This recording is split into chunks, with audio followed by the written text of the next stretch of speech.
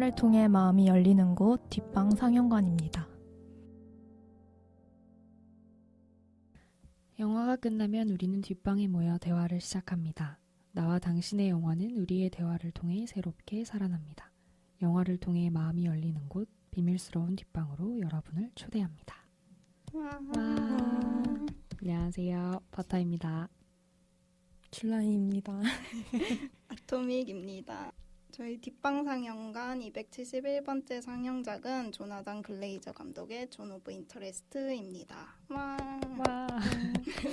벌써 이게 제가 저번 주에 길 녹음할 때 4만이 넘었다고 말을 했는데 오늘 녹음하러 오는 길에 보니까 9만이 넘었대요. 그래서 엄청난 그 인기를 지금 몰고 있는 것 같습니다. 입소문을 엄청 타는 것 같아요. 네, 워낙 이게 개봉 전부터도 많이 궁금해했던 것 같고 저도 궁금해했고 또 아카데미 상까지 받으면서 더욱더 사람들의 관심이 몰린 게 아닐까 싶네요. 그래서 저희의 선정 이유도 얘기해 볼까요? 선정 이유. 일단 저는 개인적으로 라스 폰 트리에 영화를 되게 좋아하는 편인데 포스터에서 느껴지는 기시감이 좀 있었고요. 그 포스터가 한 대표적으로 3개 정도의 종류가 있는 것 같아요. 근데 그중에서 국내는 2개 정도를 쓰신 것 같고 이제 그래픽적으로는 되게 어두운 화면이 거의 3분의 1을 차지하는 포스터가 하나 있고 굉장히 밝아 보이는 포스터가 하나 있는데 그 대비가 좀 라스 폰 트리에스러워서 그 기괴함에 이끌려서 보고 싶다는 생각도 했었고요. 또 그 이동진 평론가의 파이어 아키아인가요? 거기에서 한번 얼핏 언급되는 거를 어쩌다가 보게 됐어가지고 이거 개봉했으면 좋겠다라고 생각을 했고 또 공교롭게 추락의 해부 녹음을 할 즈음에 그 얘기를 들었어가지고 이거 나중에 녹음을 했으면 참 좋겠다라고 생각을 해서 보게 됐죠. 그리고 국내에 발표되지 아마도 사용되지 않는 그 되게 강렬한 검은색과 붉은색의 대비가 되는 포스터가 있는데 그것도 그래픽적으로 되게 인상적이어서 굉장히 궁금했던 영화였습니다. 네. 저도 이 조나단 글레이저 감독에 대해서 잘 몰랐는데 그래서 아마 이제 이런 존 오브 인터레스트라는 영화가 나온다라고 봤을 때 이 감독 누구지? 해서 봤을 때가 언더 더 스킨을 한 감독이라고 이제 그때 알았어요. 근데 저는 그 영화를 보진 않았는데 그때 아마 뒷방에서 다른 친구들이 녹음했었을 거예요. 언더 더 스킨을. 그리고 그 음악을 이제 미카 랩이라는 이 존 오브 인터레스트도 음악 감독을 한 그분이 했는데 제가 그 당시에 그 스펜서 만드신 감독님 있죠. 제가 이름이 생각이 안 나는데 그분이 이제 만든 다른 영화 제키를 그 음악 감독님이 했는데 그때 제가 사실 영화는 조금 답답했는데 음악이 너무 좋았었거든요. 그래서 언더 더 스킨 봐야겠다 하고 한 1, 2년이 지난 것 같네요. 그래서 어제 봤는데 봤어요? 네, 어제 궁금해서 봤는데 아무튼 이번에도 그 같은 음악 감독님이랑 작업을 했다고 해서 저도 여러모로 기대를 하고 있었습니다. 파블로 라라인 맞아. 이분 음향을 언더 더 스킨도 이 누구니? 미카 레비? 미카엘라 레이첼 레비? 이분이 하신지 몰랐는데 알고 생각을 해보니까 되게 같은 사람 같네요. 네, 비슷해요 느낌이. 저는 거기 산드라 힐러의 작품을 약간 이제 안 볼 수 없는 사람이 되어버려가지고 추락의 해부에서의 연기를 진짜 너무 재밌게 잘 봐서 그래서 이번에도 엄청 큰 기대를 하고 이거 내가 좋을 수밖에 없다 하고 봤던 것 같아요. 이미 좀 시상식들에서 상을 많이 받기도 했고. 맞아. 이 존 오브 인터레스트 같은 경우에는 이제 한국은 올해 6월에 개봉을 했지만 작년에 원래 개봉을 했었고 76회 칸에서 심사위원 대상 그리고 96회 아카데미 국제영화상 그리고 음향상을 칸에서 탔었죠. 되게 상을 많이 탄 영화였고 산드라 힐러한테는 약간의 비운의 영화라고도 할 수 있는데 그 저는 몰랐는데 칸에서 동시에 자기가 출연한 영화 2개가 올라오는 것도 되게 드문데 그 영화가 큰 상을 2개를 다 타버리면 개인 배우상을 못 받는데요. 그게 뭐 규칙 같은 게 있나 봐요. 룰 같은 게. 그래서 이제 여우조상을 타지는 못했던 그렇지만 줄라의 말대로 정말 이분의 영화를 앞으로 지나칠 수 있을까 싶은 영화긴 했어요. 저희 그럼 줄거리 먼저 간단하게 들어볼까요? 독일 장교 루돌프 헤스의 가족이 사는 집에 대한 이야기인데요. 그 집이 사실은 아우슈비츠에 있는 집이고 그 독일 장교는 그 아우슈비츠를 담당하는 일을 하고 있어요. 그래서 근데 그 집을 이제 가꾸는 아내 헤트비, 산드라 휠러가 연기한 그 헤트비가 집을 가꾸면서 우리가 발견하게 되는 어떤 악의 모습들 그런 것들을 조명하는 영화라고 할 수 있습니다. 그러면 어떻게 지냈어요, 다들? 여기가 있는 게 항상 좀 어려운데. 네네. 근황이 약간 2갈래로 나뉘는 것 같은데요.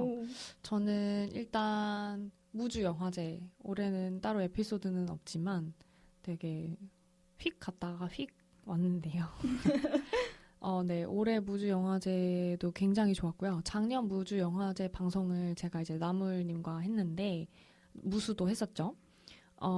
근데 작년에는 날씨가 굉장히 좋았어요. 무주 영화제 사실 길게 하는 영화제는 아닌데 올해는 비가 계속 소낙비도 내리고 뭐 약간 좀 쿠렁쿠렁 좀 그렇긴 했는데 그래서 더 좋았던 것 같기도 하고요. 다만 올해도 역시 포스터를 판매하시지 않으셔서 제가 혹시 주변에 무주 영화제 관계자분이시거나 아신다면 제발 포스터를 빨아달라. 제가 작년 특별 에피소드에서도 얘기를 했었는데 정말 그래픽이 아름답거든요.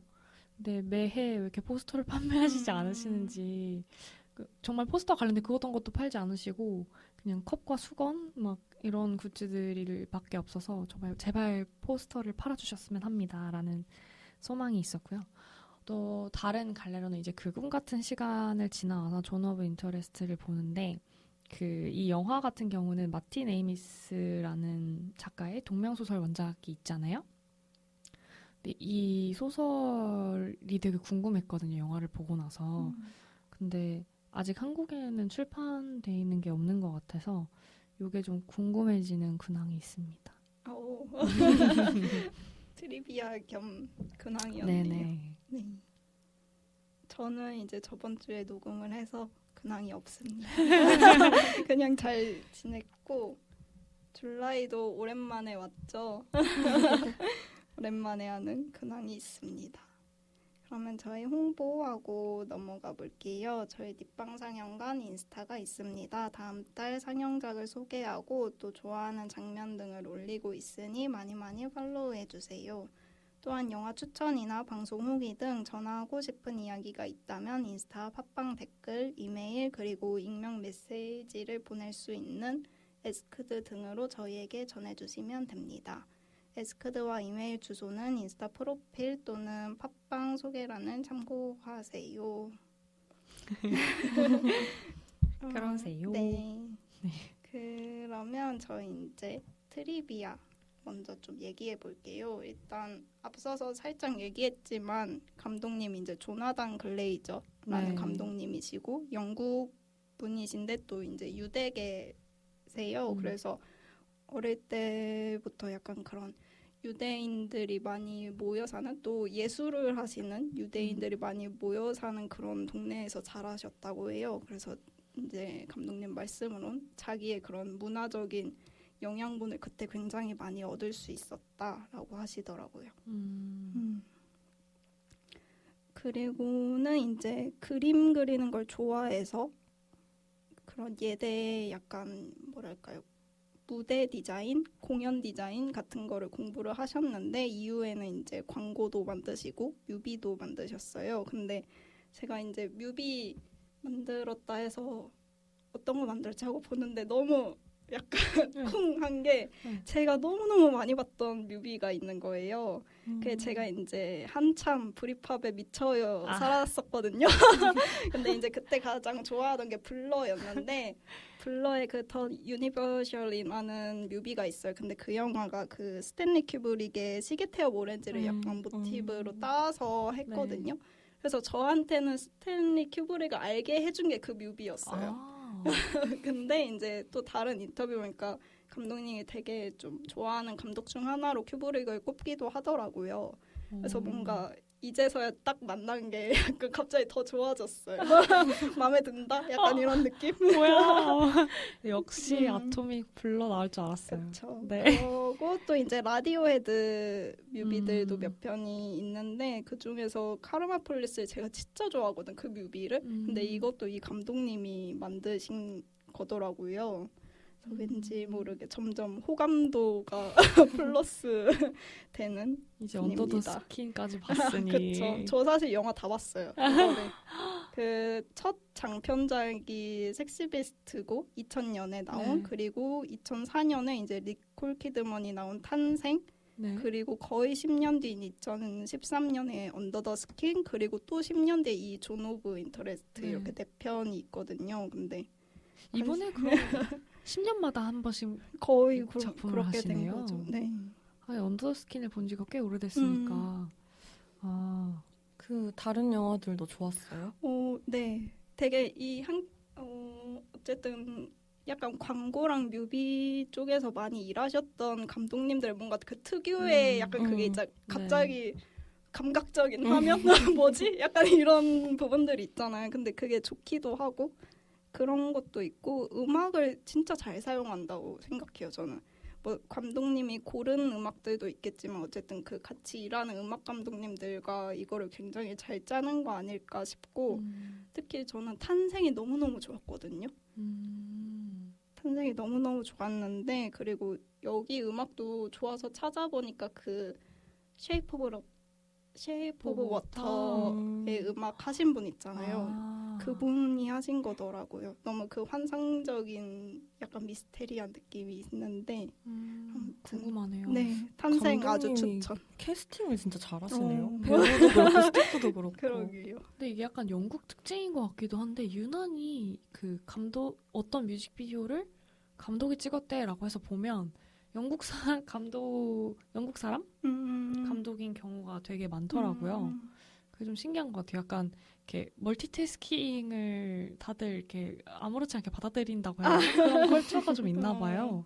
그래서 약간 그 직업의 경계가 되게 모호하다 할까요? 한국은 약간 그런 감독이 어떤 다른 컨텐츠를 제작하는 경우가 많진 않잖아요. 그쵸.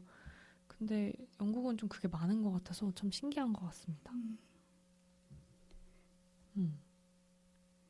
여러분은 본 영화가 있나요? 혹시 다른 영화를? 언더 더 스킨 봤었고 사실 그걸 보면 이 감독님 거일 수밖에 없겠다는 생각이 포스터만 봐도 둘 다 들거든요. 그 뭔가 그 결이 있어요. 라스 폰 트리에 뭐 조나단 글레이즈 약간 그 결이 있는 것 같아요. 거기서도 캐스팅이 사실 그 당시에도 파격적이었고 제가 생각하고 요즘 많이 느끼는 건데 이런저런 콘텐츠들을 보면 오히려 그 개봉했을 때 당시는 그게 스칼렛 요한슨이었어서 난리가 난 영화였다면 약간의 이제 또 한국에서 마케팅을 할 때 되게 노출을 강조해서 마케팅을 했던 걸로 기억이 나거든요. 근데 또 요즘에 와서는 오히려 영화 매체 같은 거 보면 역으로 그거 스칼렛 요한슨이 한 거였다. 그러니까 그 영화가 더 이렇게 커지고 그 연기력에 대한 얘기가 더 많아져서 그게 또 한편으로는 흥미롭더라고요. 되게 저도 재밌게 약간 봤어요. 그 영화를 기점으로 그 스칼렛 요한슨의 필모가 흥미로워지기 시작했던 것 같아요. 요즘 그런 얘기들을 많이 했어요. 사실 지금은 우리가 스칼렛 요한슨이란 배우를 떠올리면 뭐 결혼 이야기도 생각이 나고 언더 더 스킨도 있고 다양한 영화들이 있는데 그때는 약간 뭐였죠? 그 블랙 위도우였나요? 맞나요? 그 마블 캐릭터로 엄청 이렇게 한창 저거 할 때였죠. 그래서 내니 다이어리 막 이런 거 보고 혹시 아시는지 모르겠는데 그런 되게 심심한 로맨틱 코미디를 찍었던 시절도 있거든요. 되게 재미없고 이상한데 전 되게 좋아하는데 그 캡틴 아메리카랑 둘이 남주 여주예요. 네. 전혀 몰라. 그때는 그녀의 연기력에 대한 얘기가 아니라 그녀의 외모적인 얘기를 되게 많이 했었는데 지금 와서 보면 이런 연기에 대한 얘기할 수 있어서 너무 좋은 것 같습니다. 네. 다시 영화 이야기로 돌아와서 존 오브 인터레스트 저는 사실 이게 동명 소설 원작이 있다는 거를 알았지만 알게 되고 나서도 이게 그럼 어쨌든 그 소설이 존 오브 인터레스트고 영화도 존 오브 인터레스트인데 왜 존 오브 인터레스트일까? 가 좀 궁금해서 찾아봤었거든요. 근데 그게 실제로 쓰였던 말이더라고요. 그러니까. 저도 사실 그냥 이 제목이 존 오브 인터레스트라는 것만 알고 영화를 보면서는 그 인터레스트가 그냥 관심, 흥미, 자기가 뭐에 중점을 주냐 그렇게 생각했는데 사실 진짜 명칭의 인터레스트는 이제 이익을 뜻한다고 해요. 그래서 아우슈비츠 주변에 약 40제곱킬로미터 정도의 지역을 부르는 명칭이었고 이제 거기를 이제 수용소 주변에 폴란드 인구를 없애고 농경지 같은 거를 뺏어서 거기에 이제 수감자들을 농사를 시키고 그걸로 이제 농작물로 수익을 얻고 또 이제 또 다른 효과는 그 수감자들과 그냥 비유대인 지역 주민들 사이의 연결을 끊으려고 그 주위를 차지를 한 것도 있다고 하더라고요. 알고 보니까 더 뭔가 끔찍한 느낌이 들어요. 사실 이 영화가 올해 상반기? 아마도 그리고 올해 가장 강렬한 영화를 차지하지 않을까 싶었고 보고 나서도 저는 사실은 무슨 말을 어떻게 해야 될지가 되게 고민이 많이 됐던 것 같아요. 근데 그걸 굉장히 강렬한 게 색깔도 강렬하고 음악도 강렬하고 그 내용도 강렬하고 안 강렬한 게 없다? 그런 좀 끔찍스러운 소재 컨텐츠였던 것 같고 근데 그게 저는 막 엄청 과하게 사용된 느낌은 다 하나도 없었고 다 정말 적정선을 기가 막히게 다 지킨 것 같은 느낌이어서 이 감독님이 그런 밸런스 조절을 진짜 잘한다는 생각이 많이 들었던 것 같아요. 그래서 자연스럽게 또 사운드에 대한 이야기를 해보자면 저는 이 사운드가 왜 노베에서 약간 그 외계인이 돌아다닐 때 사람들 비명 소리가 같이 들리거든요. 그게 그 영화에서 되게 좀 무서운 지점, 기괴하고 무서운 지점이었는데 저는 이번 영화에서도 사운드가 일단 특화된 영화라는 거 정도는 알고 영화를 봤어요. 그래서 그런 사운드가 나올 때마다 저도 모르게 엄청 긴장을 했어요. 그런 끔찍한 소리를 제가 뭔가 듣게 될까 봐. 근데 저는 생각보다 그렇지 않았고 그러니까 그 소리의 어떤 자극성에 집중하기보다는 그냥 정말 이 감독님이 이 시점에서 이 장면에서 이 사운드를 넣은 이유와 그 목적에 딱 맞는 감상만 제가 느낄 수 있었거든요. 근데 그게 아마 어떤 사람의 비명 소리를 되게 직접적으로 넣는다거나 그런 게 아니라 여러 방식으로 이렇게 가져온 사운드를 합쳐서 만들어냈기 때문인 것 같아요. 그래서 그 뭐 시위대의 소리, 뭐 경기를 보는 관중의 소리, 막 이런 되게 다양한 소리들을 섞었다고 하더라고요. 맞아요. 그래서 확실히 그렇게 감각적인 작업을 원래 해오셨던 분이라 그런 것도 되게 섬세하게 잘 하셨다는 생각이 들더라고요. 그러니까 어느 것 하나 허투루 고른 게 없다는 게 느껴지는데 특히 음악에서 그게 많이 느껴졌던 것 같고 글레이저 감독 자체가 본인이 영화를 만들 때 되게 힘들었대요. 이제 만들면 만들수록 Nothing but Darkness라고 해서 이제 너무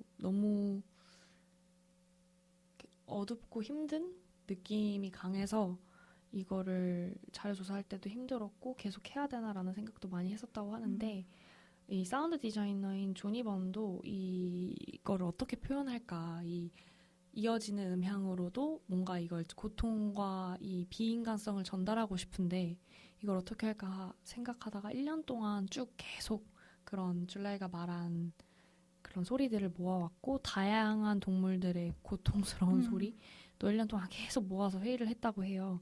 그리고 그 음악 감독인 미카 레비도 처음에 만들었던 그 음악들이 생각보다 좀 드라마틱한 부분이 많이 있어서 그걸 또 덜어내는 것도 오래 걸렸다고 합니다. 그 정도로 좀 굉장히 강렬한 인상을 남기는 음악이 많이 들어있었던 것 같아요. 사실 이게 그 사운드 라이브러리만 만드는데도 1년이 걸렸다고 하는데 실제로 영화를 만들겠다고 마음 먹은 거는 거의 14년, 15년도 즈음이라고 해요. 그때가 이제 앞에 버터가 말해준 그 동명의 소설이 이제 출판됐을 시기인데 그때쯤에 감독이 읽고 이거를 만들어보고 싶다 해서 판권을 사고 이제 제작자랑 같이 뭐 그 아우슈비츠 생존자들이나 그 수용소 주변에 사시는 분들이나 이렇게 찾아다니면서 굉장히 많은 자료를 그때부터 모아왔다고 합니다. 그래서 10년 만에 그냥 뚝 만들어낸 게 아니라 10년 동안 만들고 계셨던 거라고 해요. 그리고 이제 만들기로 하고서도 그 코비드 때문에 한 1년 정도 또 미뤄져서 오히려 그때 더 준비를 많이 배우들과 함께 더 많이 보강하면서 준비를 했다고 해요. 네. 근데 또 의외로 이 원작 소설과는 내용이 좀 살짝 다르다고 알고 있어요. 그래서 아직 읽어본 적은 없지만 원작이 가지고 가는 그 이야기의 결과 이 영화로 옮겨진 존 오브 인터레스트의 이야기 결이 좀 살짝 다르다고 합니다. 근데 영화에서 이 강렬한 것들이 정말 앞서 얘기했지만 셀 수 없이 너무 많은데 음향 외에도 그러니까 이 첨예하게 준비했다는 그 아토믹의 말이 되게 와닿는 부분이 너무 많았던 것 같아요. 저희가 짚어볼 부분은 너무너무 많아서 트리비아를 다시 보기랑 같이 얘기해보면 좋을 것 같아요. 그래서 다시 보기 코너로 넘어가서 기억에 남는 장면이나 대사 등 다시 보고 싶은 부분들을 이야기해 보겠습니다. 먼저 끔찍한 장면이 그냥 꼽을 수 없을 정도로 계속 나오는데 네. 저의 경우는 가장 약간 헉도 아니고 약간 했던 부분이 이제 그 아이들이랑 강에 놀러 가잖아요. 웨스가. 네. 근데 이제 강에서 놀다가 뭐 낚시 같은 걸 했나? 이러고 들어가 있었는데 저 멀리서 뭔가 강물이 이렇게 뿌얘지는 게 보이고 손에 갑자기 뼈 같은 게 턱뼈인지 그런 뼈를 이렇게 보더니 막 나가고 애들 데리고 나가서 집에 와서 막 애들을 벅벅 씻긴단 말이에요. 근데 그게 흘러 들어온다는 것 자체도 좀 끔찍하지만 이 사람들의 태도가 이게 뭔가 무섭거나 끔찍하다가 아니라 그냥 더러운 거? 진짜 뭐 저 멀리서 누가 뭐 쓰레기를 위에다 풀어가지고 자기한테 온 것처럼 빨리 씻어내버릴까 더러운 거로만 인식하고 있는 그 모습이 너무 끔찍했어요. 그게 뼈 모양으로 봤을 때는 사람의 안구 쪽에 있는 뼈라고 해요. 맞아요. 근데 그 장면이 너무 끔찍스러웠던 게 그 또 영화 시작했을 때 나온 그 카누 같이 생긴 거. 네. 생일 선물로 주는 거잖아요. 선물로 받은 그거를 타고 왔다가 그렇게 된 거였는데, 그러니까 그걸 또 타고 가요. 싣고 가요, 애들을. 신난다고 가가지고. 근데 사실 이게 딱 처음에 이제 뭐 피크닉 뒤에가 이제 이 루돌프의 생일을 축하하는 생일날이잖아요. 그걸로 시작하는 것도 되게 의미심장한 느낌인 것 같아요. 뭔가 생일은 정말 태어나고 생을 축하하는 날인데 이 사람들은 계속해서 다른 사람들의 생을 무시하고 뺏어가고 있다는 게 그게 좀 대비가 큰 것 같아요. 다른 명절이나 어떤 평범한 날보다도. 맞아요. 그래서 어떻게 보면 존 오브 인터레스트라는 그 term 자체가 원래는 그 금전적인 이득, 인터레스트에 대해서 집중하고 있다고는 했지만 영화적으로 다시 옮겨서 생각해봤을 때는 저는 그 자기가 원하는 거, 그 인터레스트가 존으로 옮겨진 것도 있다고 보거든요. 그래서 그런 생과 사를 전혀 신경 쓰지 않고 어딜 가나 그런 뭐랄까요 살생에 대해서 생각하고 있는 루돌프와 또 저는 사실 개인적으로 제일 끔찍했던 장면이라기보다는 그 배경이 너무 끔찍했는데 들리는 것과 보이는 게 그들한테 너무 다르잖아요. 그래서 우리한테는 보이고 들리는 게 그들한테는 외면당하는 것 중에 가장 끔찍했던 게 거의 영화 초반부터 그 생일 선물 받는 장면부터였을 거예요. 계속 나오는 그 총소리와 아우성과 그런 비명들이 되게 영화 대사 속에서 묻혀가듯이 계속 나오거든요. 근데 그 총소리는 거의 계속 나오는 것 같고 그게 저는 어떤 장면보다도 제일 끔찍했던 것 같아요. 그게 극대화됐던 게 아마도 그 웨스 부부가 침실에서 그 총소리가 나는데 그 와중에 잠을 청하면서 서로 그 아마도 전에 갔었던 것 같은 이탈리아 휴양지를 다시 데려가 달라고 하면서 막 우스갯소리를 나누다가 막 돼지 소리도 흉내를 내고 막 이러면서 잠이 드는데 그런 단란한 부부의 모습이 너무 끔찍스러웠어요. 맞아요. 저도 아토믹이 말한 장면도 그 연출이 너무 좋았던 이유 중에 하나가 관객이 그 웨스보다 루돌프보다 먼저 그 강물에 뭐가 오고 있다는 걸 먼저 인지를 하게 되거든요. 그 좀 풀숏으로 잡아서. 근데 그런 식으로 영화가 뭔가 뭐 하나를 막 관객한테 지금 막 이런 상황이고 네가 이런 감정을 느껴야 되고 이렇게 연출을 하기보다는 자연스럽게 우리가 진짜 거기에 있는 것처럼 받아들이게 되는 효과가 있었던 것 같고 그래서 또 버터가 얘기한 것처럼 그래서 그런 사운드를 계속 관객이 인지를 하게 되는데 그래서 이거는 진짜 극장에서 봐야 되는 영화라는 생각이 또 들기도 했고 제가 가장 인상에 남았던 장면은 그 똑같이 강이 배경이 되는데 그 루돌프가 다른 지역으로 발령이 나고 나서 그거에 화가 난 아내가 너무 화가 나서 그 따라가서 거기서 둘이 대화를 나누는데 그 장면이 너무 그냥 여느 부부의 일상을 그냥 자연스럽게 포착한 것 같은 느낌인 거예요. 이거 진짜 오랫동안 우리의 꿈이었고 그거에 대해서 남편은 처음에는 그런 아내의 얘기에 약간 좀 서운해 하다가도 뭐 같이 안 가겠다고 하면서 약간 서운해 하다가도 아내가 우리 아이들도 지금 여기서 너무 건강하게 잘 적응하고 있고 이 내가 어떻게 가꾼 집인데 여길 떠날 수 없다. 나중에 당신이 돌아올 걸 생각해서 우리는 이 공간을 약간 지키고 있겠다 하면서 남편도 나중에는 그 마음을 약간 이해하고 공감하면서 그래 약간 다시 잘해보자 하면서 손을 잡고 같이 떠나는 그 모든 장면들이 너무 기이한 거예요. 그러니까 그 부부한테는 그 정도로 이 사람들이 죽어나가고 있고 그걸 자기의 손으로 하고 있다는 게 그냥 우리 가족이 잘 살기 위한 어떤 일에 지나지 않는 그게 그 일이 얼마나 잔인하고 반인륜적인 행위인지 이런 거에 대한 인지가 진짜 그냥 아예 없는 느낌이었어요. 그러니까 서로가 자행하는 일들을 알면서도 그렇게 부부의 어떤 애정과 그런 거를 계속 이어갈 수 있는 거겠죠. 일상이 지속이 되고. 그걸 제일 잘 보여주는 장면이었던 것 같아요, 저는.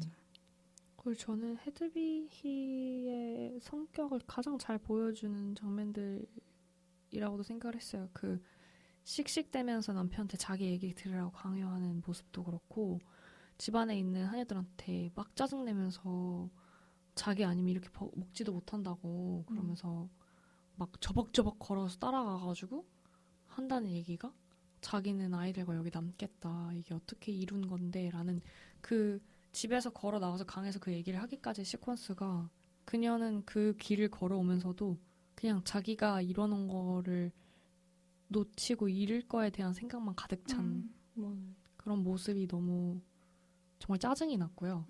사실 그게 화가 나기도 하고 집에서 이렇게 나오는 그 과정이 보면은 집에서는 사실 그게 정말 아름다운 정원과 이런 것들이 보여서 현실을 잠깐 잊을 수 있겠다고 어떻게 좀 봐줄 수 있는데 나오는 순간 막 그 군인들이 엄청 왔다 갔다 하고 있고 그게 나오잖아요. 근데 거기에도 진짜 하나도 신경을 안 쓰고 그냥 딱 앞만 보고 딱 걸어가는 맞아. 느낌 있잖아요. 그런 것도 너무 연출과 연기로 표현이 잘 됐던 것 같아요. 네. 그리고 헬스 루돌프가 나중에 다시 그래, 그러면 얘기해볼게라고 하면서 다시 그녀의 손을 잡고 올라가는 게 저는 너무나 일반적인 인간의 모습이기도 하고, 그러니까 우리는 뭔가 여기서 이질적인 걸 계속 느끼잖아요. 영화 초반부터 뭔가 심상치 않고, 에? 왜 이렇게 평화롭지? 에? 약간 계속 이렇게 뭔가 이질감을 느끼다가 거기서 딱 인간적인 걸 보여주니까 너무 불쾌감을 엄청 느꼈던 것 같아요, 저는. 막 그 장면에서. 인공적으로 우리 너무 행복한 가족이야 이런 모습만 보여주면은 우리가 그냥 그 사람들을 되게 타자화해서 그냥 볼 수 있잖아요. 근데 그게 아니라 그런 너무 인간적인 모습과 자연스러운 모습들을 보니까 그게 더 불쾌해졌던 것 같아요. 아, 네. 진짜 그냥 사람이구나. 이 사람들 그냥 사람이구나 하면서. 그게 진짜 감독님이 굉장히 의도한 부분인 것 같거든요. 그래서 계속 이게 과거에 그냥 이런 일이 있었다는 걸 보여주는 게 아니라 계속 현재 우리가 뭐를 생각해야 되고 현재 우리가 뭘 하고 있는지 봐야 된다 이런 얘기 계속 하신단 말이에요. 인터뷰나 그런 데서. 그래서 그 동명 소설을 읽었을 때도 이 이야기가 그냥 나치 부부의 이야기가 아니라 그냥 정말 부르주아가 되고 싶어하는 워킹 클래스라는 생각이 들어서 그게 지금의 우리 대부분이 그냥 일 열심히 하고 잘해서 돈 좀 더 여유롭게 벌고 잘 살고 싶다. 그냥 이 생각을 하는 게 너무 똑같아서 그게 그로테스크해서 그런 부분을 많이 쓰고 싶었다고 하더라고요.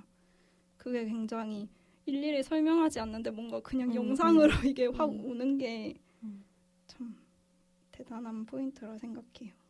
그래서 결국은 그걸 보고 있는 나는 정말 저들과 다른 사람인가? 라는 생각을 하게 되는 효과까지 있었던 것 같아요. 그래서 저는 한나 아렌트의 그 악의 평범성에 대한 얘기가 계속 생각이 났는데, 그러니까 그 남편이 계속 그냥 정말 성실한 승진을 원하는 그냥 공무원처럼 그려지잖아요. 그래서 일을 하는 모습들도 되게 사무적으로 그려지고 막 악마처럼 막 저들을 막 어떻게 죽여버리겠어 막 이런 식으로 연출이 되는 게 아니라 아 그러면 24시간 그 공장을 돌릴 수 있겠네 약간 이런 식으로 접근을 해서 되게 사무적인 그런 모습들이 나와서 그 남편은 저는 그냥 그 악의 평범성을 뭔가 상징하는 인물처럼 느껴졌던 것 같고 반대로 이제 아내 같은 경우에는 훨씬 다양하고 입체적인 모습들을 저는 많이 보여줘서 좋았던 것 같아요. 그래서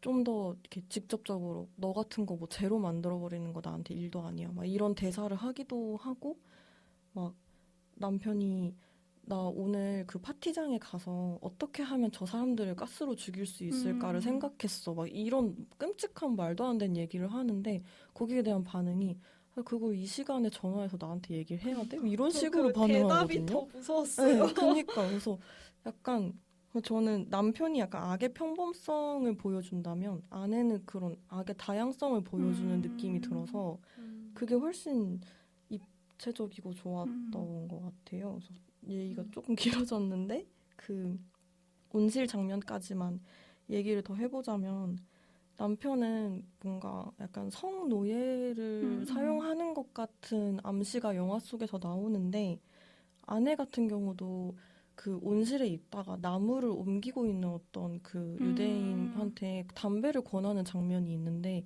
저는 그게 너무 유혹으로 보였거든요. 저도 약간 뭔가 분위기 이상한데 싶었어요. 근데 그때가 또 남편한테 되게 실망했을 시점이에요. 그래서 저는 그 사람을 약간 성적으로 유혹한다고 느껴졌고 그래서 약간 그렇게 성적인 권력을 휘두르는 모습을 이 두 인물이 다 보이는데 그게 이제 남편 같은 경우에는 아무에게도 보이지 않는 자기만의 어떤 공간에서 자행을 할 수 있고 다만 이 아내 같은 경우에는 온실이 정말 안 밖이 다 훤히 보이는 구조잖아요. 그래서 그게 뭔가 남편처럼 뭔가 실행은 안 되지만 어쨌든 그런 권력을 휘두르고는 있는 그래서 되게 아내가 그 가지고 있는 다양한 교차되는 어떤 레이어들이 다 보여지는 장면이라고 생각을 했던 것 같아요. 좀 어떤 역사를 재현하는 작품들이 가질 수밖에 없는 한계 내에서도 그런 다양한 담론들을 다 고려해서 연출을 하신 것 같은 느낌이 들어서 더 좋았던 것 같아요. 그리고 이제 한나 아렌트 관해서 감독님도 많이 생각을 했다고 하는데 그 악의 평범성이랑 더불어서 무사유라는 그런 개념이라 해야 될까요? 그런 걸 많이 생각했는데 그게 움직임을 멈추면 사람이 생각을 하게 되고 생각을 하면 이제 성찰을 하게 된다 이런 이야기라서 그래서 이 인물들이 계속 움직이는 그래서 산드라 휠러가 연기한 해트비는 계속 집에서 그냥 집을 잘 가꿔서도 있겠지만 그러기 위해서 계속 움직이고 정원 계속 가꾸고 집 안에서도 계속 움직이잖아요. 하녀들이 다 있는데도 계속 돌아다니고 앉아서 쉬질 않죠. 그 앉아 있을 때도 이제 다른 부인들과 계속 얘기를 하고 그때도 또 막 금방 일어나지 않았어요? 그쵸. 그때도 하는 얘기도 사실 되게 끔찍한 얘기를 약간 동네 그냥 다른 사람 얘기처럼 하잖아요. 무슨 새로 연 과일 가게 얘기하듯이 얘기하는 게 너무 맞아. 생각해보면 그런 관점으로 생각해보면 영화 아예 처음에 시작했을 때도 사실 갓난아이를 데리고 있어서 움직일 이유가 없는데 굳이 일어나는 사람들 따라서 계속 움직이잖아요. 그런 부분이 좀 퍼즐이 맞춰지는 것 같네요. 그 장면이 되게 이유가 왜 그 장면의 이유를 전 잘 못 찾았거든요. 특히 그녀를 굉장히 강조해서 촬영했다고 생각했어요. 초반에 이 첫 장면을 강렬하게 생각하는 이유도 초반에 사실 이게 상영사고인가? 영사사고인가? 싶은 정도로 되게 한 2분 가까이 된다고 해요. 그 블랙아웃 2분의 블랙아웃이. 그리고 갑자기 뿅 시작하잖아요. 근데 그 시작하고 나서 그럼 가장 궁금할 때인데 그렇게 시퀀스가 쭉 계속 따라가는 게 이해가 안 갔거든요. 네, 어떻게 보면 다 역시 이유가 다 있었던 거네요. 그리고 중간중간에 이제 하얀 화면도 잠깐 나오고 빨간 화면도 나오고 네. 이제 마지막 부분엔 암흑이 또 한 번 나오잖아요. 그런 게 어찌 보면 좀 우리 관객한테는 생각을 해보라는 말일 수도 있는 것 같아요. 그냥 이걸 흘러가는 걸 보지만 말고 잠깐 멈춰서 뭔가를 생각해볼 시간이 물론 그 짧은 시간에 영화를 보면서 의미를 찾기는 힘들었지만 지금 돌아보면 좀 그 멈춤이 뭔가 의미가 있는 것 같아요. 너무 좋은 해석인 것 같아요. 중간 무뎌지지 않게끔 하는 장치로 생각했었거든요. 그것도 그러니까 빨간 장면, 하얀 장면인지 빨간 장면인지 기억이 안 나는데 이제 그 꽃들을 빨간 장면. 계속해서 이렇게 확대하는 장면이 있어요. 그거 보고 나서도 사실은 어떻게 보면 굉장히 강렬한 대비잖아요. 벽을 사이에 두고 생과사의 그 욕구와 정도를 그걸로 되게 나눠서 표현했다고 생각을 했어요. 그 안쪽에서는 살고 싶어도 맘대로 살 수 없는 저건데 건너편에서는 정원을 가꾸고 꽃이 너무 탐스럽게 펴 있잖아요. 막 하얀색 꽃, 빨간색 꽃 막 이렇게. 그래서 근데 그러면서 동시에 전 그 장면 볼 때 뭘 느꼈냐면 이 처음에는 되게 이질감이 들었던 총소리가 점점 배경음악화 되는 거예요. 근데 그거를 좀 자각하라고 주는 장면이라고 생각을 했었거든요. 맞아. 그래서 그런 것 때문에 관객 우리는 너무 이야기에 너무 익숙한 사람들이다 보니까 관객은 그래서 서사에 자꾸 집중을 그쵸. 하게 될 수 있는데 그런 거에서 약간 한 번씩 또 빠져나오게 되는 장치들이었던 것 같아요.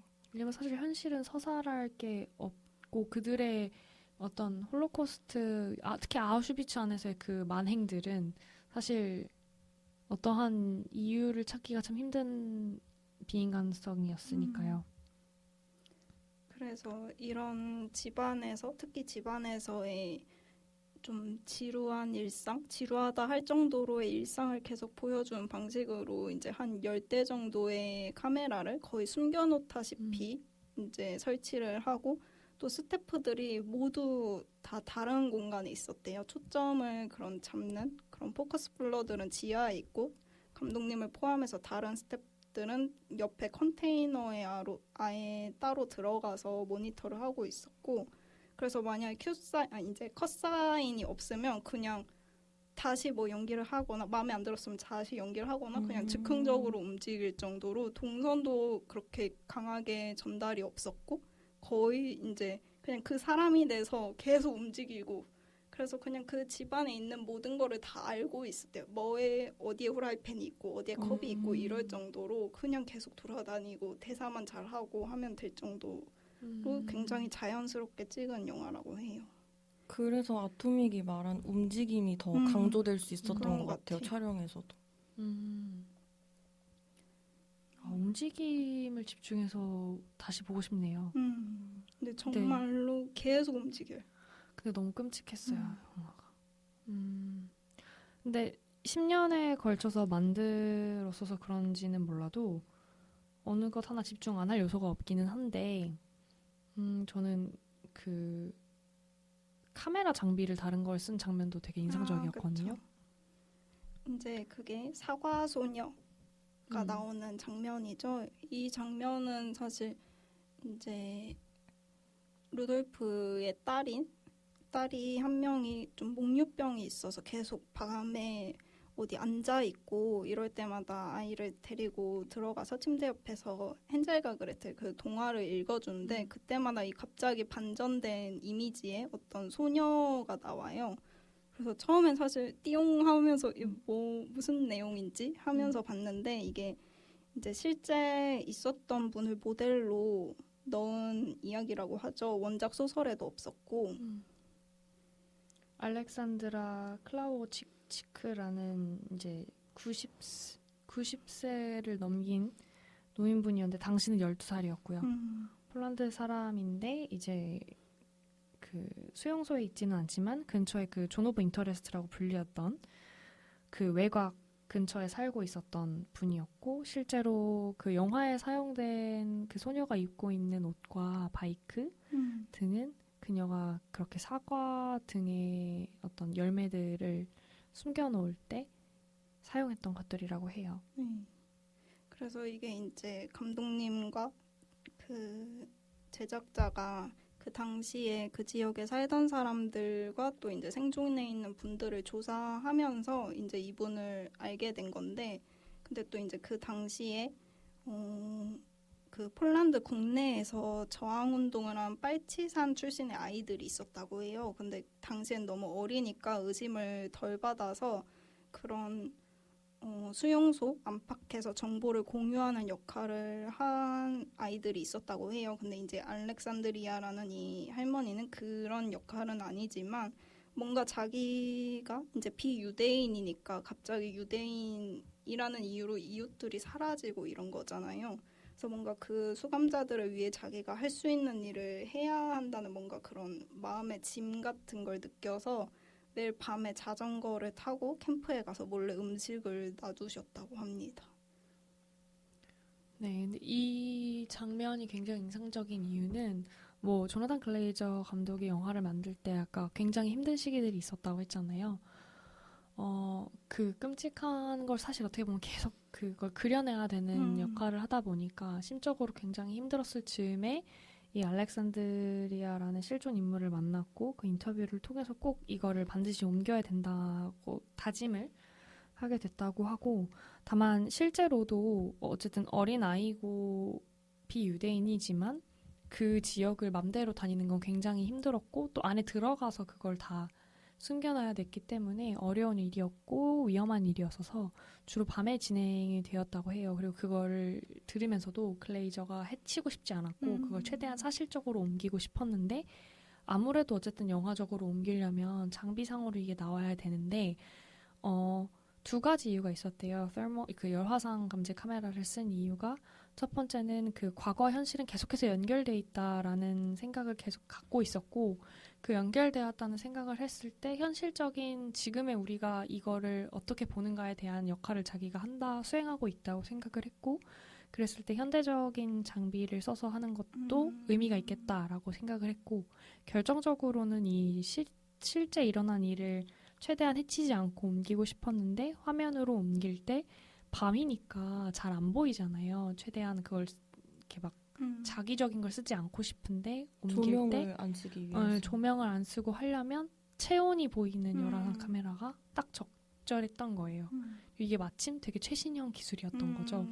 그래서 그걸 사용해서 촬영을 했고 또 어떤 리뷰에서는 그런 말도 있더라고요. 그녀의 에너지, 그러니까 이 영화에서 유일하게 피아노 음악이 밝게 나오는 부분이 소녀가 사과를 계속해서 꽂아 넣는 장면인데 사실 전 처음에 이걸 볼 때 사과인지 몰랐어요. 그러니까 이게 뭘 하는 건지도 몰랐고 이게 저도. 지금 이 시점에서 현실인 건지 뭐 약간 그 헨젤과 그레텔 이야기가 동시에 나오는데 이거를 약간 현대적으로 갑자기 푸는 건지 언더스킨을 보면 충분히 가능해요. 그래서 이게 좀 이상하다라고 생각을 약간 막 이게 뭐지 이렇게 이야기를 좀 이해해 보려고 할 즈음에 그런 음악이 나오고 그랬을 때 이 인물이 행한 행동에서 나오는 메시지가 그녀 자체가 에너지라는 거를 비주얼적으로도 보여주고 사운드적으로도 그 희망을 좀 보여주고 싶어서 그렇게 연출을 했다고 하는데 저는 이 부분이 가장 어떻게 보면 영화에서 감명 깊은 부분이었던 것 같아요. 맞아요. 사실 처음 볼 때는 이 실제 인물이었다는 것도 모르고 사실 내용적으로 어떤 이유로 나온 건지 파악이 안 돼서 그냥 띄용하는 부분이었는데 이런 이야기를 알고 다시 보니까 그냥 그 장면이 너무 아름다운 거예요. 그 빛나는 사과들이 좀 어렵지만 아름답다. 맞아요. 아름답구나. 다시 생각을 해보면 그 길에 돼지가 지나가는 것도 맞아. 우연은 아니었던 것 같아요. 그러니까 그렇게 방관자들이 있을 거고 저 앞에 나치 군인도 가고 있는데 이 여자아이는 바이크를 타고 그 위험한 길을 헤쳐서 가죠. 결국에는 지나가죠. 그것도 너무 인상적이었고 처음에 영화를 봤을 때는 잘 몰랐는데 그 이제 사과를 막 숨기다가 발견하게 되는 어떤 그 물건이 있어요. 맞아요. 근데 그게 나중에 찾아보니까 저는 이게 뭐지 싶었는데 이게 악보였고 네. 이제 어느 정도의 장면을 거치고 나서 마지막 그 장에서 챕터에서의 마지막 시퀀스는 그 아이가 피아노를 연주하죠. 그때 그 이제 남자 목소리가 나오면서 뭐 1943년 이름을 제가 까먹었는데 아무튼 이름을 말하는데 이게 실제 그 악보를 쓰신 그분의 실제 음성이라고 하더라고요. 그래서 영화에는 사실 가사는 나오는데 노래를 부르진 않아요. 그 피아노 소리만 나고. 근데 그 찰란 그 영화사 거기서 이제 그분의 목소리로 노래하는 걸 올려주셨더라고요. 그래서 그거 한번 들어보시면 좋을 것 같아요.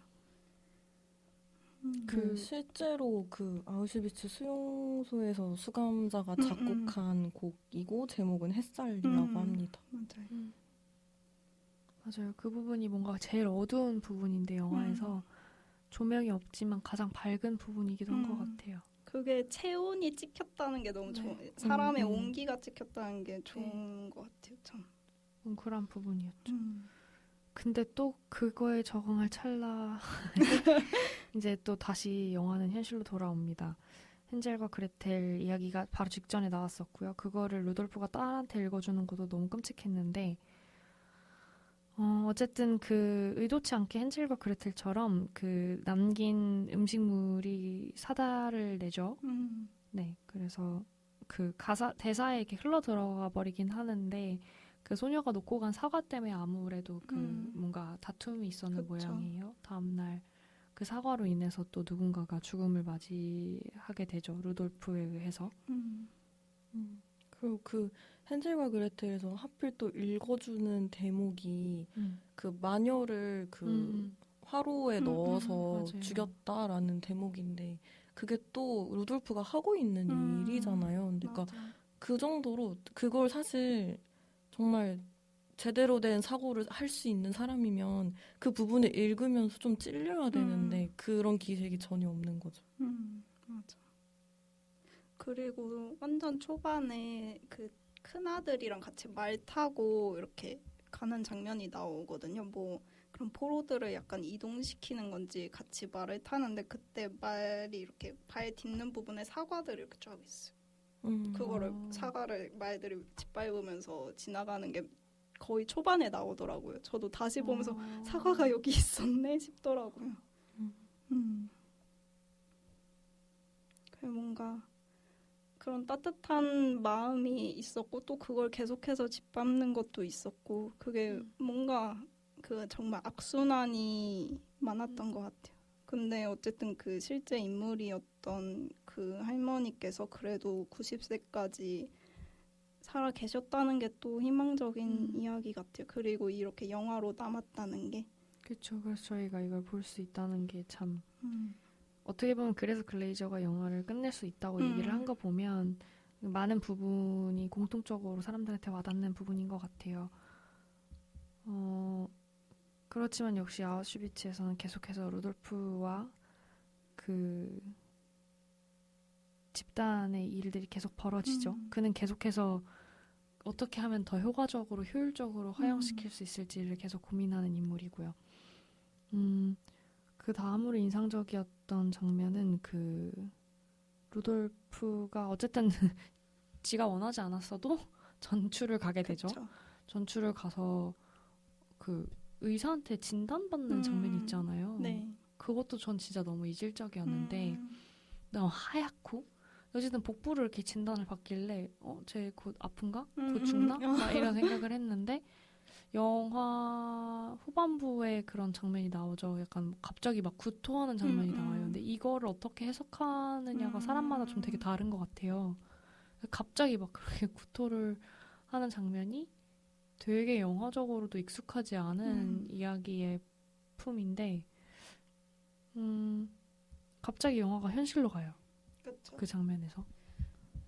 그 마지막 장면을 좀 더 자세히 얘기해 보자면 이제 그런 파티가 끝나고 혼자 한밤중에 아내한테 전화를 걸어서 뭐 히히덕거리면서 얘기를 한 후에 혼자 되게 어두운 사무실을 나오잖아요.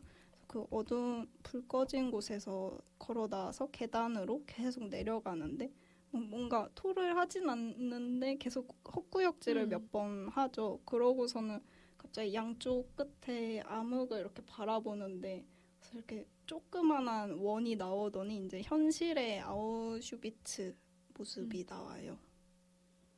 되게 그래서 영화 관객으로 하여금 계속 어두운 장면들을 쭉 보다가 갑자기 이제 막 엄청 눈발이 휘날리고 뭐 아내한테 자기 이름이 붙은 작전이 어쨌네 하다면서 막 그 어두운 데를 내려가다가 갑자기 밝아지면서 현실이 나오거든요.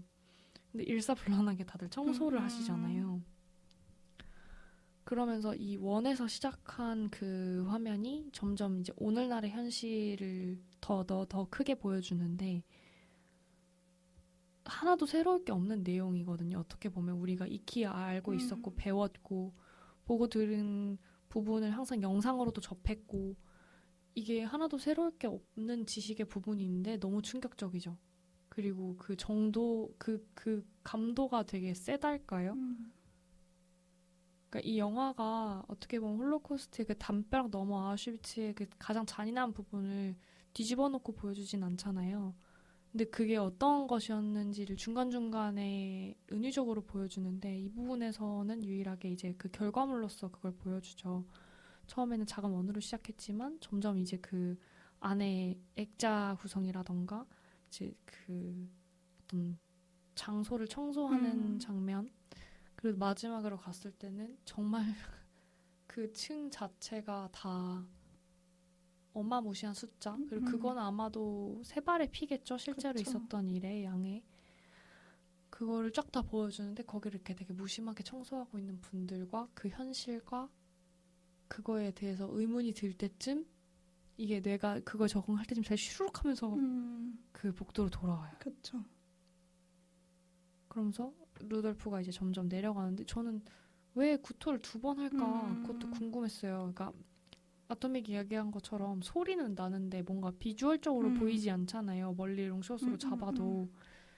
근데 그러고 나서 점점 다시 내려가는데 저는 그게 해석이 안 됐거든요. 어떻게 해석해야 될지도 모르겠고 이게 뭔가 아까 얘기했던 과거와 현실의 이어짐을 강조하기 위함인가? 라는 고민을 했었는데 혹자는 그거를 이제 처음에는 이 집단을 위해 전쟁이라는 명목하에 그런 잔인함을 행했던 루돌프가 내려와서 자의로 다시 점점 더 내려가는데 그때 그런 걸 깨우칠 쯤 자기 죄의식에 대한 반문을 속으로 할 즈음 다시 한번 어쨌든 악으로 내려간다 걸 보여주기 위해서 2번에 걸쳐서 그게 시퀀스가 이루어졌다고 해석하는 분들도 있더라고요. 근데 저도 암흑으로 간다, 암흑에서 나오고 암흑으로 간다고는 생각하는데 그게 뭔가 반문을 정말 했을까 싶긴 해요. 저는 이렇게 구역질하고 그 사를 만나서 진찰 받을 때도 뭐 특별히 이상은 없는 것 같은데 계속 만져서 뭔가 병명이나 그런 게 안 나오고 진찰을 하면서 뭐 이것저것 물어보는 딱히 뭐가 없잖아요. 그래서 뭔가 그냥 우리도 뭐 스트레스 받는 일 있거나 뭐 너무 바쁘거나 하면은 이유 없이 그냥 뭐 위염이라던가 소화가 안 되고 이런 게 있잖아요. 그냥 그런 의미로 이 인간이랑 보통은 견디고 싶지 않아 하는 건데 얘가 그냥 하고 있고 그게 그냥 신체적 반응으로 나왔다 생각해요. 정신적은 전혀 아니고 반성 이런 거 없고 그냥 신체적에서 안 봤는데 그냥 자긴 모르고 나 왜 이러지? 그냥 싶었다고 생각해요. 그래서 그냥 아무 생각 없이 이런 현실의 뭔가를 보고서도 환영같이 보고서도 이러고 그냥 원래 가던 길을 가는 게 아닐까 싶었어요. 저도 아토믹이랑 비슷하게 봤던 것 같은데 저는 그 현대의 모습이 그려질 때 그게 되게 다양한 해석이 가능한데 저는 그분들이 청소를 그냥 뭐 관람객이 다니는 길 정도만 청소를 하면 그냥 일을 열심히 하시는구나 했을 텐데 그 진짜 그런 것들이 자행됐던 막 화로 이런 거를 청소하는 모습을 보고 좀 놀랬었거든요. 저거 저렇게 건드려도 되나? 그냥 그대로 보존해야 되는 거 아닌가? 이러면서 좀 놀라면서 그리고 그거를 저라면은 너무 하기 싫은 일이고 막 하더라도 진짜 온갖 장비를 다 착용했을 것 같거든요. 마스크 끼고 장갑 끼고 막 이렇게 했을 것 같은데 되게 그냥 일상적으로 출근해서 맨날 이 일을 그냥 한다라는 느낌으로 그걸 하는 걸 보면서 약간 현대의 우리한테 이제 이 사건이 어떤 의미로 우리에게 남아버렸고 그게 그냥 이미 끝난 뭔가 사건이고 근데 그거에 대해서 좀 경각심을 불러일으키려고 하나라는 생각이 들었었어요. 왜냐하면 그 신발 이런 거 엄청 가득 찬 그 유리창도 막 닦을 때 저는 진짜 거기에 손을 못 댈 것 같았거든요. 그런 압도적인 그걸 보면서. 근데 거기에 대해서 아토믹은 또 완전 다르게 해석을 했었잖아요. 저는 그러니까 그 당시의 모습을 오히려 먼지가 쌓이고 덮어지지 않게 하는 것도 중요한 일일 거라고 생각하긴 했어요. 그리고 사실 저희가 그런 공간에 가지 않는 이상 그렇게 깊게 생각할 일이 없잖아요. 당사자도 아니고 뭐 당사자를 옆에 둔 것도 아닌 이상 게다가 그걸 가겠다고 마음 먹는 것도 요새는 그렇게 흔한 일은 아닐 거라 생각하는데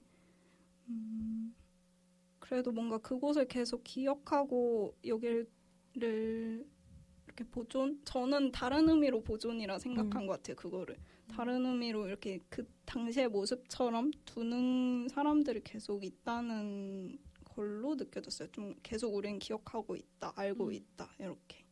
그러니까 뭔가 단순히 그냥 과거의 공간으로 걸어 잠그고 있는 게 아니라 현대에도 계속 사람들이 그 공간과 마주할 수 있도록 뭔가 정비를 계속하고 노력을 하고 있다라는 관점으로 보신 것 같아서 맞아요. 저는 그게 뭐 좀 전혀 다른 해석이지만 어쨌든 그 해석들이 다 그런 감독의 어떤 세심한 고뇌들이 들어갔을 것 같아서 다 좋게 느껴졌던 것 같아요. 그러니까 똑바로 직시하게끔 계속 마련해 놓는다는 느낌도 났던 것 같아요. 갑자기 생각났는데 그 영화 초반에 헤드비가 그 엄청 비싸 보이는 모피랑 그 아마도 수용자들의 원래 가지고 있던 짐들이겠죠. 나중에 어머니가 와서 물어보는 것도 그렇고 그런 옷들을 갖고 와서 막 부인들이랑 깔깔거리면서 캐나다에서 어쩌고저쩌고 막 얘기를 하잖아요. 근데 그 캐나다라는 것도 저는 뭐지? 그 러시아라고 해석한 사람도 있었고 뭐 별의별 말이 다 있었는데 제일 저는 그럴듯하다고 느꼈던 게 그 수용소 안에서 그 물건들을 빼앗아서 저장해 놓는 창고가 캐나다였대요. 이름이 캐나다 1, 2 뭐 이런 식으로. 그래서 그 창고를 얘기한 거고 거기서 갖고 온 물건들을 착용한 거였다고 하는데 그런 것들을 보면 우리가 지금은 아직 그 뭐 알렉산드리아나 다른 사람들처럼 그들의 생생한 경험담으로 듣지만 곧 이게 조금만 더 시간이 흐르면 우리는 이런 매체나 저장된 것들로밖에 볼 수 없는데 이걸 가꾸지 않으면 그때 당시에 끔찍했던 참혹했던 상황들도 결국에는 보존하지 않으면 다 부서지고 없어지는 것들이잖아요. 그래서 더 깨끗하게 가꾸려고 하고 계속 유지하려고 하는 게 아닐까라는 생각도 드네요. 근데 저는 그거를 루돌프가 봤다고 생각을 못했어요. 영화 봤을 때는 그냥 관객으로 하여금 이거 과거와 현실이 이어져 있고 지금 우리의 모습이다를 이렇게 약간 중간중간에 그 방법이 다른 것뿐이지 하얀색 암전 뭐 빨간색 암전 나왔을 때처럼 어떤 그 마지막 시퀀스 관객한테 거는 말이라고 생각을 했는데 루돌프가 봤다고 생각하면 참 네, 화가 나네요. 화가 많이 났어. 네, 그 사운드도 그렇고 정말 이게 사실 실제 있었던 일인데 글레이저가 실제로 겪은 일은 아니기 때문에 저는 그냥 이 글레이저가 만든 영화를 보면서도 되게 이 알 수 없는 화와 어떤 내가 근데 여기서 이렇게 이거에 대해서 아무것도 생각하지 않고 잘 살 수 있다는 거에 대한 알 수 없는 그 불쾌감 맞아요. 같은 것도 있고 다양한 감정들이 드는데 왜 글레이저가 이거를 complete darkness라고 얘기했는지도 알 것 같고 네, 뭔 얘기를 하는지 잠시 까먹었는데 아무튼 다양한 감정들이 이게 만들었던 것 같아요. 저도 루돌프 역할에 대해서 하나 덧붙이고 싶은 게 있는데 제가 이 배우분을 제가 최근에 독일 드라마를 보고 있었거든요. 근데 바벨론 베를린 바빌론인가? 맨날 헷갈리는 그런 드라마를 보고 있는데 거기에 나와요. 그래서 저는 이제 독일 배우들을 워낙 잘 모르는데 거기서 봤는데 이 존 오브 인터레스트에 사실 누가 나오는지 이게 나치 이야기인지도 사실 일부러 안 찾아봤었어요. 그래서 모르고 있다가 하도 이제 홍보가 많이 돼서 알게 됐는데 이분이 그 역할을 한다 해서 되게 좀 매치가 안 되는 거예요. 목소리 톤도 되게 높고 뭔가 부드러운 그 저한테는 인상이 있었거든요. 그래가지고 근데 오히려 그냥 뭔가 스테레오타입처럼 생각한 군인이라던가 나치에 대한 이미지가 아니라서 더 뭔가 소름 끼치는 면이 있었던 것 같고 그리고 되게 그 강아지도 좋아하고 말을 엄청 좋아하잖아요. 저는 그 말이랑 작별 인사하는 장면이 뭔가 되게 깨름칙하더라고요. 꼴 보기 싫죠. 약간. 꼴 보기 진짜. 싫다. 꼴값이다. 약간 이런 느낌. 꼴값이다 진짜. 근데 뭐 동물 사랑할 수 있는데 걔가 그러고 있으니까 막 진짜 아내랑 아이들도 어쨌든 놓고 가는 거잖아요, 자기가. 근데 말한테 가서 막 널 사랑해, 예쁜이 막 이러고 있으니까 그게 너무 웃기더라고요. 그리고 그 말 사진 가져가는 거 알아요? 그 네네네, 옮긴 맞아요. 사무실에도 말 사진이 있어요. 원래 사무실에도 말 사진 있고. 진짜 꼴값이다. 진짜 너무 웃겨. 말 그림인지 사진인지 그 말을 정말 좋아하나 봐요. 그래서 뭔가 그런 그 전출 가서도 첫 장면쯤이 강아지 지나가는 강아지 막 만지고 엄청 예뻐하고 뭐 자기도 뭐 키웠었고 이런 얘기 하잖아요. 뭔가 그렇게 동물 좋아하고 그러면서 이런 일을 한다? 뭐 되게 평범한 사람인데 그냥 여느 사람 같은데 그 부분이 되게 말하다 보니까 좀 저도 화가 나네요. 이게 말하니까 화가 난다. 그 약간 이런 영화를 볼 때마다 매체를 접하고 역사를 똑바로 봐야 될 시간이 올 때마다 성악설과 성선설에 되게 왔다 갔다 하는 것 같아요. 참 인간이 알량하다는 생각도 들고 집에서는 정말 다정한 아버지잖아요. 루돌프가. 그리고 막 너네가 마음이 아프겠지만 난 전출을 안 돼. 알바인가? 약간 그 생각을 하는데 근데 가서 막 이제 나중에는 파티에 가서 자기 이름이 붙은 작전명을 발표하는 자리에 가서도 어떻게 하면 저 사람들을 그러니까. 빠르고 효율적으로 죽일 수 있지? 그 이 부감샷이라 해야 될까? 그 위에서 내려가 보는 그 느낌도 너무 싫더라고요. 그 약간 그 뭐 뚫려 있잖아요, 천장이. 근데 그거를 말할 사람이 없는 거야. 자기의 이 천재적인 생각을 빨리 내가 이런 생각을 했다는 걸 말하고 싶은데 없으니까 아내한테 그 시간에 전화를 거는데 심지어 끼리끼리 만난다고 해트비는 이 시간에 그래서 나한테 전화하면 짜증내고 그러니까. 얘는 천장이 높아서 아마 다 죽진 않을 거다 막 이런 얘기를 하는 게 끝까지 너무 끔찍스러웠던 것 맞아요. 같아요. 저도 그 말 그림이 너무 인상 깊었거든요. 약간 음. 이스터 에그 보듯이 맞아, 저도 맞아. 모르게 자꾸 보게 되는 거예요. 그거 보면서 좀 그런 생각도 했던 것 같아요. 되게 현대에 차가 있다면 과거에는 말이 뭔가 그런 남성의 권력을 상징하는 그럴 그런 게 수도. 있었잖아요. 그래서 이 사람이 어느 정도로 그런 자기의 승진과 성공에 대한 음. 욕망이 강한 사람인지 그런 걸 저는 그렇게 느꼈던 것 같아요. 그럴 이 수도 사람의 있겠네요. 인터레스트로. 맞아. 그래서 그 자기 전출 굳이 뭐 얘기를 굳이 깊게 할 것까지는 없지만 자기 전출 가는 거 전출 갔다가 전출 갈 때도 되게 치밀하게 다른 사람 이용해서 자기 그거 하게 하고 거기 갔다 이제 다시 복귀 명령을 받는 자리에서도 쓱 봤는데 다른 사람이 있는 것 같으니까 되게 말 짧게 하잖아요. 막 아내 잘 지내? 네, 잘 지내면서 굉장히 일부러 더 뭐랄까 가식적인 표정으로 연기를 하거든요. 정말 이 사람의 그 비인간성을 진짜 잘 보여주는 부분들이라고 생각했어요. 그러니까 영화가 인간성과 비인간성 다 보여주는 것 같아요. 그 인물들의. 그래서 더 소름 끼치는 것도 있는 것 같아요. 왜냐면 결국에 그게 현실이거든요. 동화에서는 권선징악이 분명하고 얘는 나쁜 사람, 얘는 좋은 사람이 있지만 여기서는 이게 참 뭐랄까요. 사과도 선의로 놓은 거지만 결국에 그쵸. 종국에 이르러서는 그걸로 인해서 누군가 죽었잖아요. 참 삶이라는 게 참 많은 생각을 불러일으키게 하는 장면들이 끝도 없이 나와서 괴로웠던 영화였어요. 네. 그럼 저희 이제 그들 각자의 영화관으로 넘어가겠습니다. 오늘의 영화 존 오브 인터레스트와 오늘의 대화가 각자에게 어떻게 기억될 것 같은지 이야기하고 방송 마무리해볼까요? 말씀하세요. 저는 일단 이 조나단 글레이저 감독의 영화를 이걸로 처음 본 거였단 말이에요. 그래서 뭔가 그 장편 수가 많지 않다는 것도 알았고 되게 10년 만에 냈고 이런 걸 알았는데 보면서 와 이런 사람이 어디서 나왔지? 약간 이런 기분이었어요. 근데 이제 다른 앞선 3편을 보니까 그냥 나온 게 아니구나 좀 그런 생각이 들었고 언더 더 스킨이 되게 좀 다른 면으로 비슷한 방식을 썼는데 이야기하는 게 되게 다른 거라고 느껴지더라고요. 거기는 오히려 우리가 안 듣고 있던 거를 듣게 하는 좀 그런 사운드를 많이 썼는데 여기서는 이 사람들이 일부러 안 듣는 것들을 들리게 하잖아요. 그래서 그런 면이 좀 재밌었고 그리고 한 번에 뭔가 완벽히 이해가 된 영화는 아니었지만 계속 알아보고 싶은 영화라서 저는 그런 게 되게 매력 있는 영화라고 생각하거든요. 한 번에 확 5점 이런 영화도 있지만 뭔가 계속 생각나고 계속 궁금하고 뭔가 내가 알아야 될 것 같은 그런 영화들도 좋아하기 때문에 저는 굉장히 재밌게 봤습니다. 약간 나중에 은근슬쩍 별점을 수정하게 되는 약간 그런 거죠.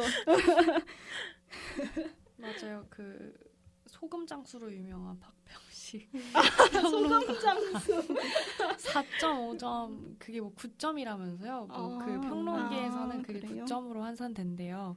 그래서 약간 절대 이 점수를 주지 않는데 정말 미친 영화가 나온 거다라고 홍보를 그렇게 하시더라고요. 그래서 진짜? 이게 그래서 9만이 점점 되는 건가 싶기도 하고. 근데 어쨌든 굉장히 많은 분들이 이 영화를 올해 최고 영화로 꼽으시는 것 같아서 궁금했고 왜 그런지 알 것 같기도 합니다. 보는 거하고 듣는 거에 대해서 생각을 진짜 많이 하고 만든 영화인 것 같았어요. 그래서 그런 홀로코스트의 의미에서도 너무 세심하고 놀랍고 그런 것들이 많았는데 그냥 일반 영화의 연출의 의미에서 봤을 때도 좀 되게 창의적이고 그리고 점점 저희가 이제 극장이 막 망해가고 영화 이제 미래가 없다 와 이런 얘기 나온 지 되게 오래됐잖아요. 그쵸. 근데 그러면서 항상 나오는 따라붙는 이야기들이 영화의 미래는 사운드일 수도 있다라는 얘기를 되게 많이 하더라고요. 그래서 극장도 우리가 사운드에 특화된 관들이 되게 많이 나오잖아요. 왜냐하면 우리가 이제 화면 같은 경우에는 이제 가정집에서도 좋은 화면으로 볼 수 있는 그런 게 점점 갖춰지는데 사운드는 그게 어려우니까. 그래서 그런 면에서도 사운드에 되게 특화된 막 완전 새롭게 디자인을 한 영화라는 점에서도 되게 의미가 있는 것 같고 좀 진짜 여러 의미에서 기념비적이고 저는 이게 칸의 황금종려상을 받았어야 되지 않나. 그래서 약간 이게 올해의 영화로 저는 계속 그냥 생각이 날 것 같아요. 보면서 너무 충격을 많이 받았고 저도 그것도 근데 보면서 아까 막 알렉산드리아 얘기 나왔던 것처럼 긴가민가한 장면들도 되게 많았는데 그런 게 끝나고 막 계속 생각이 나고 이런 의미였나 막 생각해보고 오늘 이렇게 막 방송하면서도 아 이런 게 또 있었구나 막 이런 거 발견하게 되고 하면서 저한테는 올해의 영화로 남을 것 같아요. 저는 이 영화 궁금했고 보면서도 생각이 많았고 보고 나서도 생각이 너무 많아서 막 정리하면서 무슨 얘기를 해야 되지라는 고민을 했었는데 거의 마지막 정리를 끝낼 즈음에 이 조나단 글레이저 감독이 아카데미 국제영화상을 타면서 했던 소감 영상을 보게 됐어요. 근데 그걸 보는 순간 그냥 다 됐고 이 소감을 얘기해야겠다, 공유해야겠다라는 생각으로 그냥 바로 모든 생각들을 다 마무리 지을 수 있었던 것 같고요. 그래서 오늘 방송은 이 소감을 읽어드리는 것으로 마무리를 짓고 싶습니다.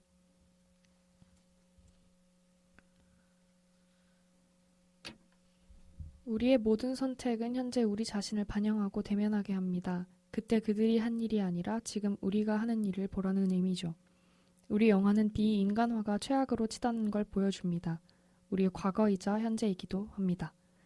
지금 우리는 유대인 정체성과 홀로코스트가 무고한 이들을 희생시키는 점령에 오용되는 것을 반대하며 이 자리에 섰습니다. 지난해 10월 7일 이스라엘 희생자든 가자 지구에서 자행 중인 공격으로 인한 희생자든 모두 비인간화의 희생자입니다. 우리는 어떻게 저항해야 할까요?